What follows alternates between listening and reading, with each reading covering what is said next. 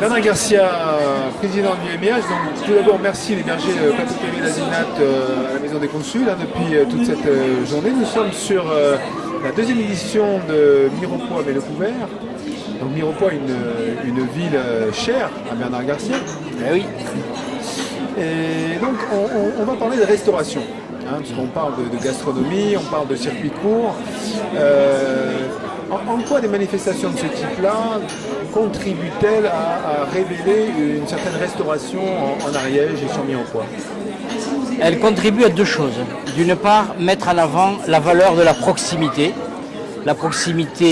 des producteurs, puisque cette manifestation est orientée autour des producteurs locaux. Et le deuxième aspect qui a été pris en compte au niveau national, qui est le fait maison. Donc le fait maison, il se fait fatalement avec des produits de proximité qui contribuent donc à la qualité de l'ensemble des plats.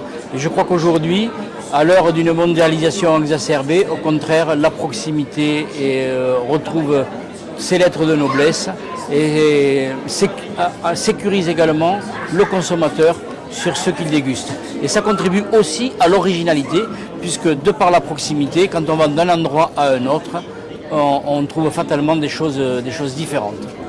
Alors, vous qui avez une vision quand même nationale, vous avez des responsabilités nationales au niveau du tourisme,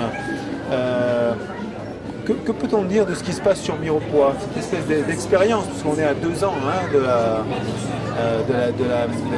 la manifestation, ces circuits courts, cette tentative justement de mélanger cette communauté de proximité. Est-ce que vous pensez que Mirepoix a une chance de faire émerger quelque chose de particulier? Moi j'y crois depuis toujours, ne serait-ce que par le vocable Mirepoix, qui est cette sauce de champ de bataille qui a été mis en avant lorsque le maréchal de Mirepoix guerroyait à l'époque et sa maréchale qui l'accompagnait ainsi que son chef de camp. Donc je pense que le label La Mirepoix est moins connu que la Brunoise, alors que c'est à peu près la même chose. Et au contraire, je pense que de mettre en avant ces produits, cette taille de légumes, peut servir de vecteur de communication pour cette ville qui, au-delà de son patrimoine culinaire, a à la fois un patrimoine touristique. C'est la seule ville du département qui a un hôtel 4 étoiles, 2 hôtels 3 étoiles, 2 hôtels 2 étoiles.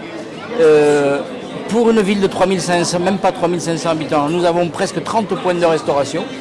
On a une place qui est exceptionnelle, une cathédrale qui est exceptionnelle. Il y a très peu de sites en Ariège qui regroupent autant de sites d'exception. Donc je pense qu'en plus, avec une dimension supplémentaire liée à la cuisine et à la renommée que cela peut entraîner, c'est un plus pour le tourisme de Mirepoix. Et encore une fois, ça peut être un tourisme de proximité. Ce n'est pas la peine de vouloir aller trop loin. Nous sommes à 1 heure de Toulouse, nous sommes à 1/2 heure de Carcassonne, nous sommes à moins d'1 heure du bord de la mer, on est à quelques encablures des pistes de ski. Je crois qu'au contraire, Mirepoix peut trouver un positionnement original avec un cocktail de l'ensemble de ces choses-là.